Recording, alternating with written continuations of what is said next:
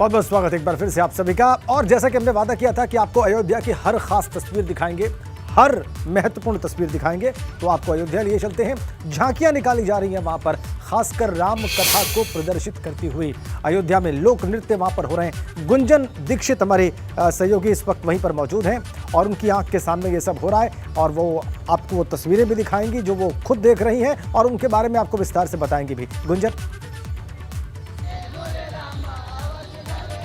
बिल्कुल राजेंद्र, जहाँ पर मैं मौजूद हूँ वहाँ का दृश्य आप मेरे पीछे देखकर अंदाजा लगा सकते हैं कि यहाँ पर अयोध्या किस तरीके से राम की भक्ति में डूबी हुई है। बेशक ये अलग अलग जिलों से आए कलाकार हैं, लेकिन आज है कुछ गाएं जो गा रहे थे गाएं। मोरे रामा अवध घर आए, मोरे रामा अवध घर आए, ये आगे आगे राम चले पीछे चले सेना, पीछे से हम चले पीछे चले से ना हो पूछे चले से ना। मोरे रामा अवध घर आए, मोरे रामा अवध घर आए, रामा अवध घर आए और पीछे चले सेना। तो यहाँ जी जी जी बिल्कुल इस तरीके से कर रही है। और बिल्कुल राजेंद्र, हम लगातार सुबह से तस्वीरें दिखा रहे हैं। झांकी एक तरह से निकल रही है,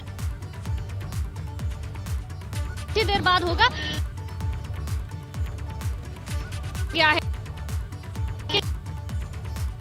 एक तरफ जो झांकियां हैं वो निकल रही हैं और एक के बाद एक गाड़ी निकल रही है। ये भी दीपोत्सव की मजिस्ट्रेट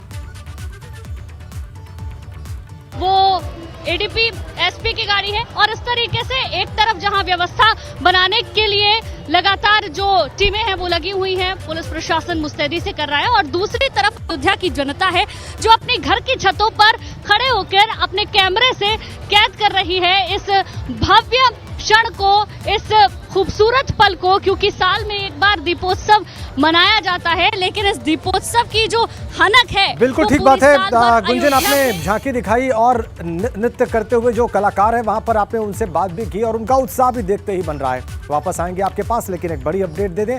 थोड़ी देर में डिप्टी सीएम ब्रजेश पाठक अयोध्या पहुंचने वाले हैं और अयोध्या में पीएम मोदी का वो स्वागत करेंगे। उससे पहले एबीपी गंगा से बातचीत में ब्रजेश पाठक ने कहा कि आज जब प्रधानमंत्री अयोध्या से संदेश देंगे तो वो संदेश पूरी दुनिया में भारत के धर्म और संस्कृति के पुरातन महत्व को बताएगा। जब एक साथ 17 लाख दिए आदरणीय प्रधानमंत्री जी के एक दीपक के प्रज्वलित करते ही जगमगाएंगे, पूरी दुनिया इस नज़ारे को देखने के लिए इंतजार कर रही है और हम सब उत्तर प्रदेश के 25 करोड़ लोग पलक पावड़े बिछाकर आदरणीय प्रधानमंत्री जी का इंतजार कर रहे हैं स्वागत करने के लिए। और ये अलौकिक दृश्य को देखने के लिए मुझे ऐसा प्रतीत होता है कि देव भी आएंगे और जैसा राम राज्य में नज़ारा था उस प्रकार की परिकल्पना आपको दिखाई देगी। मैं प्रभु राम के चरणों में नमन करता हूं और प्रार्थना करता हूं उत्तर प्रदेश के सभी लोगों के दुखों का, कष्टों का नाश करें, सुख संपत्ति वैभव माता लक्ष्मी प्रदान करें और आदरणीय प्रधानमंत्री जी के आशीर्वाद से उत्तर प्रदेश तेजी के साथ प्रगति के पथ पर अग्रसर। पूरी दुनिया में एक बड़ा संदेश भी जाएगा जब आज खुद प्रधानमंत्री पहुंचेंगे, क्योंकि पहले केदारनाथ गया, बद्रीनाथ गया और सीधे अयोध्या। भारतीय संस्कृति है, हमारी जो सांस्कृतिक विरासत है उसको आदरणीय प्रधानमंत्री जी के नेतृत्व में, उनके मार्गदर्शन में पुष्पित पल्लवित होने का अवसर हजारों वर्षों के बाद मिला है। और ये सब देखने के लिए जो हमारे भारतवंशी हैं, जो हिंदुस्तान के लोग हैं, पूरी दुनिया में जहाँ जहाँ हैं आशा भरी नज़रों से आदरणीय प्रधानमंत्री जी की तरफ देख रहे हैं। तो ये आपने सुना, क्या कहना है उप मुख्यमंत्री ब्रजेश पाठक का? साफ तौर पर कह रहे हैं कि सरकार की कोशिश है अयोध्या पूरी दुनिया में हिंदू आस्था का सबसे बड़ा केंद्र बने।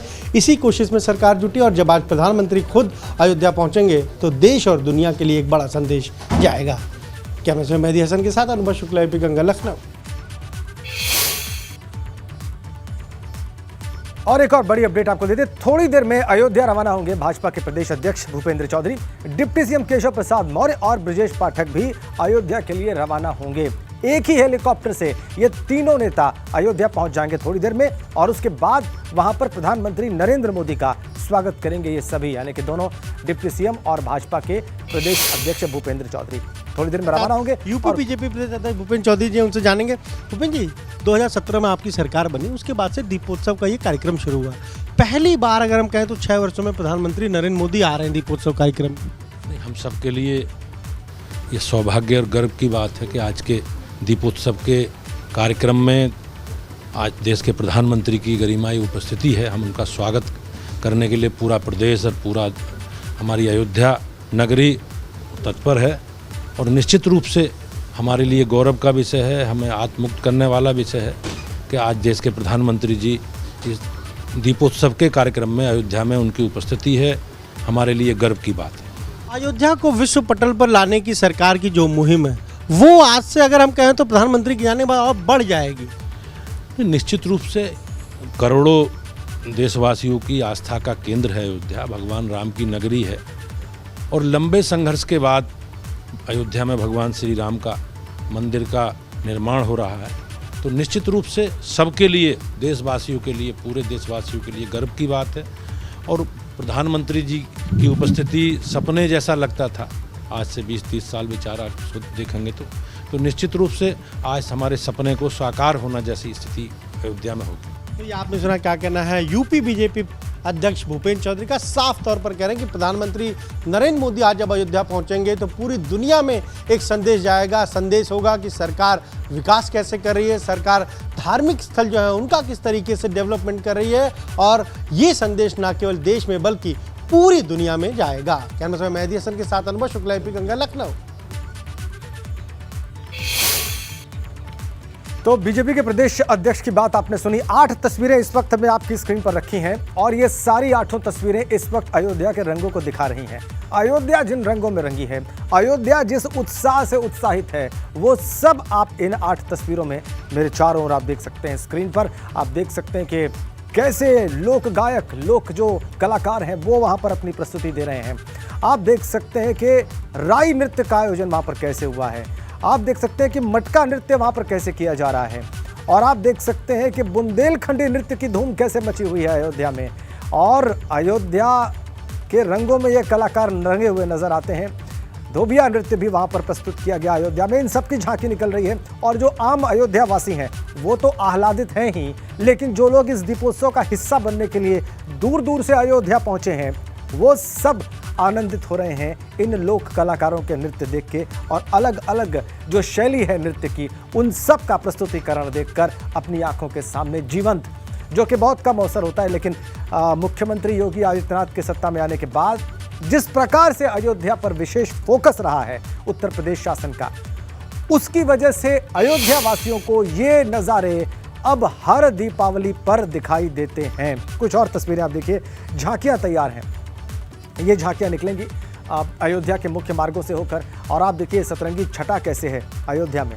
इसके अलावा आप देखिए पारंपरिक लोक नृत्य वहाँ पर कैसे प्रस्तुत किए जा रहे हैं लोक कलाकारों के द्वारा और घाट को कैसे सजाकर पूरी तरह से तैयार रखा गया है। तो अयोध्या की ये 4 तस्वीरें और आपकी स्क्रीन पर। कुछ और तस्वीरें आप देखिए, पिछले सालों में किस तरीके से रिकॉर्ड बने दीप जलने के। रिकॉर्ड संख्या में अयोध्या में दीप जलाए गए, हर बार एक नया रिकॉर्ड बना और अयोध्या ने हर बार पिछले अपने ही रिकॉर्ड को तोड़ दिया दीपों के मामले में। साल 2017 में देखिए आप, साल 2017 का जो भव्य दीपोत्सव था, जो पहला था, 1,87,213 दिए जले। फिर उसके बाद साल 2018 में उससे कहीं ज्यादा 3,01,000 से ज्यादा दिए जले। साल 2019 की अगर बात करें, पिछले रिकॉर्ड को, साल 2018 के रिकॉर्ड को तोड़ दिया गया, 4,04,000 से ज्यादा दीपक जले वहां पर। और फिर साल 2020 में 6,06,000 से भी ज्यादा दीप जले और इस बार सारे कीर्तिमान भंग होने वाले हैं देवरिया में, क्षमा करें अयोध्या में। और आसपास के क्षेत्रों से भी लोग अयोध्या पहुंच रहे हैं उन तस्वीरों को देखने के लिए, जीने के लिए। अयोध्या सीधा आपको लिए चलते हैं। अवधेश इस वक्त हमारे साथ वहां से सीधा कनेक्ट है। अवधेश, आपके तो नाम में ही अयोध्या है और इस वक्त आप उसी भूमि पर हैं जिसके मूल तत्व का जो मूल नाम है वो आपके नाम में शामिल है। और मैं अंदाज़ा लगा सकता हूं कि जिस प्रकार के आप व्यक्ति हैं, जैसी आपकी रुचियां हैं, जैसा आपका इंक्लिनेशन है आध्यात्मिक, उस हिसाब से भी आपकी जो उपस्थिति है वो आपको और एनरिच कर रही होगी और आपको समृद्ध कर रही होगी। क्या देख रहे हैं आप? बिल्कुल राजेंद्र, इसीलिए कई बार लग जाता है कि कुछ चमत्कार बड़े अनोखे ढंग से हो जाते हैं। नेटवर्क ढूंढ रहे हैं हम सुबह से, क्योंकि इतनी भीड़ है कि बहुत सारी जगहों पर नेटवर्क की दिक्कत हो जाती है। नेटवर्क ढूंढते ढूंढते देखिए साक्षात शंकर जी मिल गए और झांकियां लगातार निकल रही हैं अयोध्यावासी भी, जिन्होंने झांकियों को देखा है। लेकिन ये बताइए कि आप ये शिव का रूप बनाकर कहाँ विचरण कर रहे हैं? राम जी के स्वागत में आए हैं क्या? हम राम जी के स्वागत के साथ में मोदी योगी जी के स्वागत में भी आए हैं। इतना प्रेम है मोदी योगी जी से, इतना प्रेम है। मैं जब यो मोदी जी प्रधानमंत्री नहीं थे, मदरसा सूर्य घाट स्वयं गया था और उनको आशीर्वाद दिया था। उसके बाद जीतने के बाद मुझे गंगा आरती में स्वयं वहाँ से अध्यक्ष जी ने हमको बुलवाया था, मैं सारथी में भी शामिल था। तब से आप शंकर जी बन गए? नहीं, शंकर जी ने मैं कलाकार हूँ। अच्छा अच्छा। हाँ। कहाँ से आए हैं आप? हमें अयोध्या के ही हैं। आप कहाँ से हैं महाराज? अयोध्या से हैं। ये बताइए, आप लोगों ने अभी झांकी देखी, कैसा लगा? बहुत अच्छा लगा सर, बहुत अच्छा लगा। हम लोग आजमगढ़ से चल के आए हुए हैं, लालगंज से। बहुत अच्छा आता है, हर साल हम लोग दीपोत्सव आते हैं ये झांकियाँ देखने के लिए।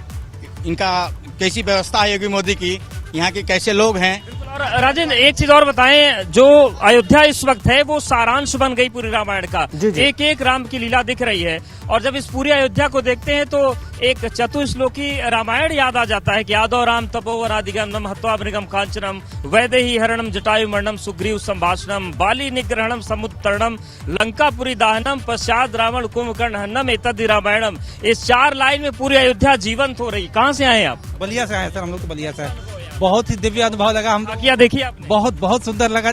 यहाँ के हम लोग को आना यहाँ पे सफल हो गया आज यहाँ की देख करके। अच्छा, कहाँ? भृगु क्षेत्र बलिया से आए हैं हम लोग।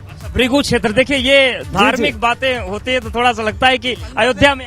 हाँ जी, अयोध्या में आए हैं और यह सरकार जो है भारतीय संस्कृति को उजागर कर दिया। एकदम दिल में एकदम रोम रोम में बस गए राम बस गए हैं। यस, भैया देख करके झांकिया पूरी रामायण पूरी संस्कृति को जगा दिया। ठीक है अवधेश, आ गई बात। बहुत ही महत्वपूर्ण बातें तो वहां पर पहुंचे हुए लोगों कर रहे हैं और वो जिस प्रकार से बात कर रहे हैं इससे उनकी आध्यात्मिक रुचि और उनकी आध्यात्मिक गहराई का भी पता चल रहा है। अपने परिचय में जब वो प्राचीन भारत का और वैदिक भारत का जिक्र कर रहे हैं, उसके रूट्स का जिक्र कर रहे हैं, तो उनके ज्ञान का भी अंदाजा लग रहा है। बहुत धन्यवाद आपका अवधेश इस बातचीत के लिए। एक बड़ी खबर के साथ आगे बढ़ेंगे। फतेहपुर से इस वक्त हमारे पास है। रमुआ में मालगाड़ी पटरी से डिरेल हो गई है और 12 डिब्बे इस मालगाड़ी के इस हादसे की वजह से डैमेज्ड बताए जा रहे हैं, क्षतिग्रस्त बताए जा रहे हैं। थरियाव के रमुआ रेलवे लाइन पर यह हादसा हुआ है। तस्वीर आप देखिए, रेलवे के अधिकारी मौके पर मौजूद हैं। बड़ी खबर ये, 12 डिब्बे और बुरी तरह से क्षतिग्रस्त है मालगाड़ी के डिब्बे। ये देखिए आप, इनके पहिए कहीं चिटके पड़े हैं, बोगी जो मालगाड़ी की है वो कहीं चिटकी पड़ी है। रमुआ में मालगाड़ी पटरी से डिरेल हुई है और इसकी वजह से 12 डिब्बे क्षतिग्रस्त बताए जा रहे हैं। हादसे में 12 डिब्बे क्षतिग्रस्त हैं। रेलवे के अधिकारी मौके पर हैं। थरियाव के रमुआ रेलवे लाइन पर यह हादसा हुआ है।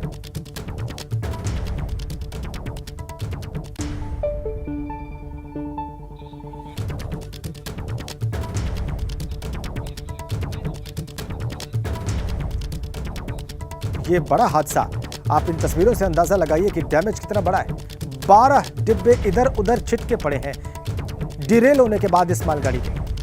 कोई हिस्सा कहीं पड़ा है, कोई हिस्सा कहीं पड़ा है और इससे पता चलता है कि यह बड़ा हादसा। रेलवे के अधिकारी मौके पर।